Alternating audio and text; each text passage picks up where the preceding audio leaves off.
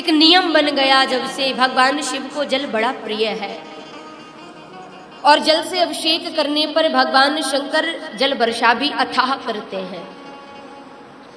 तो किसी ने भगवान शिव का अभिषेक दुग्ध से किया, किसी ने घृत से किया, शहद से किया, कुशोदक से किया, सरसों के तेल से किया, घृत से किया, शर्करा से किया, तीर्थों के जल से किया, नर्मदा के जल से किया, अनेक प्रकरण। महादेव किस भांति प्रसन्न होवे।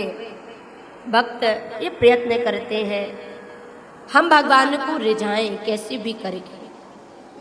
कैसे भी करके शिव प्रसन्न हो। सर्वदेवात्मको रुद्रः सर्वे देवा शिवात्मिका। भगवान शंकर सभी देवताओं में रुद्र समाहित हैं और सभी देवता रुद्र का अवतार माने गए हैं। इसलिए भगवान शिव का जब हम अभिषेक करते हैं तो सभी देवताओं की पूजा एक साथ हो जाती है। अभिषेक करने पर देवताओं की पूजा करने के फल हमको एक साथ प्राप्त हो जाते हैं। शर्करा के साथ दुग्ध में शर्करा मिलाकर के जो अभिषेक करते हैं, संतान प्राप्ति उनको भगवान शिव की कृपा से होती है। जो घृत से भगवान शंकर का अभिषेक करते हैं, वंश वृद्धि उनकी होती है। भगवान शंकर से जो धन धान्य ऐश्वर्य की प्राप्ति के लिए मांग करते, कामनाएं करते, वह भक्त भगवान शंकर का रुद्राभिषेक गन्ने के रस से करते हैं और भगवान बड़े जल्दी शिव प्रसन्न हो जाते हैं। दही के साथ अभिषेक करने पर जो कामनाएं हैं हमारी, हम जो धन धान्य की कामनाएं करते, उन कामनाओं में वृद्धि होती है और वृद्धि के लिए भक्त दधी से भगवान शंकर का अभिषेक करते हैं। तीर्थों के जल से कई भक्तों ने परंपरा बनाई, तो जिनको कोई कामना नहीं है जीवन में, मान सम्मान वैभव पद प्रतिष्ठा नहीं चाहिए, केवल उनको मोक्ष चाहिए, उनके लिए तीर्थों के जल से अभिषेक का विधान बताया गया रुद्र संगीता में। वो भगवान शंकर का तीर्थों के जल से नियम पूर्वक अभिषेक करें और सावन का माह तो भगवान शंकर की पूजा के लिए ही नियुक्त किया गया है। भगवान शिव के भक्त पूरे श्रावण मास रुद्राभिषेक करते, कहीं पर पार्थिव शिवलिंग निर्माण किया जाता, कहीं पर कथाएं, संकीर्तन, रात्रि जागरण, जैसे अनुकूलता भक्तों को लगती वैसे वह शिव पूजा में समय व्यतीत करते हैं।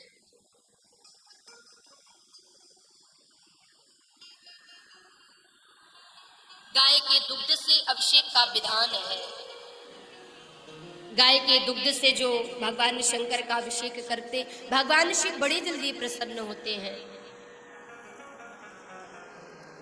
बहुत सारे रोगों से ग्रसित व्यक्ति असाध्य रोग की निवृत्ति के लिए कुशोदक से भगवान शंकर का अभिषेक बताया गया। कुशोदक से भगवान शिव का अभिषेक करने पर रोगों से निवृत्ति प्राणी की होती है।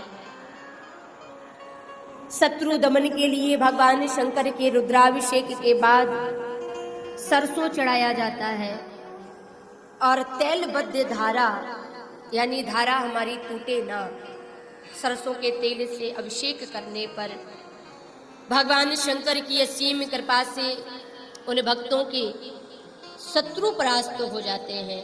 कोई भी शत्रु उनको परेशान नहीं कर सकता। भगवान शंकर को पार्थिव पूजा तो प्रिय है ही, क्योंकि भगवान शंकर पार्थिव निर्माण से बड़े जल्दी प्रसन्न होते हैं। पूजा के बाद बिलपत्र, समीपत्र, आंकड़े का पुष्प, धतूरा, भस्म इत्यादि अर्पित करते हैं। बड़े भोले देवता हैं, इनको आपके ऐश्वर्य से, आपके वैभव संपदा से कोई मतलब नहीं है। ये तो देने वाले देवता है, ये देना जानते हैं, और जो देता है ना वो सबसे बड़ा माना जाता है। इसलिए भगवान शंकर को देवों के देव महादेव कहा जाता है। ये देते हैं। किसी ने क्रोध में पुकारा, भगवान शिव कल्याण करते। किसी ने भाव में पुकारा तो भी कल्याण करेंगे। आलस प्रमाद में पुकारा तो भी कल्याण करेंगे। जिस भावना से पुकारोगे केवल कल्याण ही करेंगे, क्योंकि ये कल्याण के देवता हैं। शिवम कल्याणम ददाति इति शिवदम, इनके नाम के आगे कल्याणकारी लिखा है, दुखहारी लिखा है, भयहारी लिखा है, दारिद्र हारी लिखा है। इसलिए भक्त कहते हैं ना, काल हर, कष्ट हर, दुख हर, दारिद्र हर, हर हर महादेव। ये हरने वाले हैं। और जो भक्त आरती करते हैं ना, आरती करने से भगवान अपने भक्तों के आरत का हरण कर लेते हैं, यानी दुख को हर लेते हैं।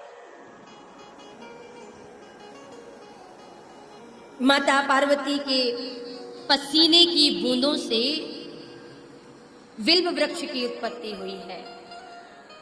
स्कंद पुराण के अंतर्गत बतलाया गया कि माता पार्वती तपस्या में तल्लीन थी, और तपस्या में लीन होने के कारण माँ पार्वती को पसीना आया, और पसीने की 2-4 बूंद जमी पर गिरी मंदराचल पर्वत पर, और उन बूंदों के प्रभाव से रुद्राक्ष के वृक्ष उत्पन्न हुए। भगवान शिव को विल्व वृक्ष, विल्व पत्र बड़ा प्रिय है। तो माता पार्वती के पसीने से उत्पन्न जो वृक्ष है बिल्व वृक्ष, उसकी महिमा 1000 गुना है,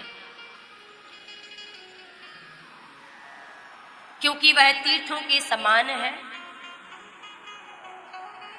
जहां पर ब्राह्मण भोजन करवाएं तो 1000 गुना फल देगा, साधना करें तो 1000 गुना फल देगा। औषधीय विधान में भी बिल्व वृक्ष का बड़ा महत्व है, और भगवान शिव को बड़ा प्रिय है। बिल्व वृक्ष की जो जड़ है, उस जड़ में मैया गिरजा और राधा रानी का वास है। इसलिए जड़ की पूजा भी करते हैं लोग। तने में महेश्वरी विद्यमान है, शाखाओं में दक्षयायनी विद्यमान है। फल जो बिल्व वृक्ष का है उसमें मैया कात्यायनी का वास बतलाया गया है, और लक्ष्मी का वास होने के कारण यह पूजनीय भी है। वैसे तुलसी और बिल्व पत्र तो बासा नहीं माना जाता। यदि सिर पर चढ़ा हुआ भी है, आपके पास और बिल्व पत्र की व्यवस्था नहीं है, तो कई भक्त शिवलिंग से उठा करके उसको धुल करके पुनः चढ़ा देते हैं। भगवान शिव उसको ग्रहण भी करते हैं। यदि सोमवार के दिन रुद्राभिषेक में बिल्व पत्र चाहिए, एक दिन पूर्व तोड़ते हैं कई लोग। ख्याल रखें कि हम केवल पत्ते ही तोड़ें। कई तो ऐसी व्यवस्था कर लेते हैं कि पूरी डाली तोड़ के चले आते हैं, और डाली के टूटने पर एक गर्भवती स्त्री के गर्भपात का जो भारी दुख होता है, जो अपराध लगता है, वह बिल्व वृक्ष की डाली तोड़ने पर लगता है। इसलिए हम ख्याल रखें, केवल पत्ते ही तोड़ें, और भगवान शिव को श्रद्धा से, समर्पण से अर्पण करें। राम लिख करके भी अर्पित करते हैं, भगवान से बड़े प्रसन्न हो जाते हैं। ओम लिख करके भी अर्पित करते हैं, बड़े जल्दी प्रसन्न होते हैं।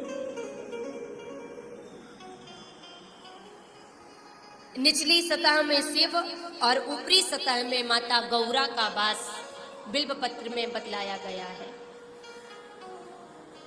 महामृत्युंजय मंत्र का जाप कर अर्पित करें, पंचाक्षरी मंत्र का जाप कर अर्पित करें, भगवान बड़े जल्दी कृपा करते हैं।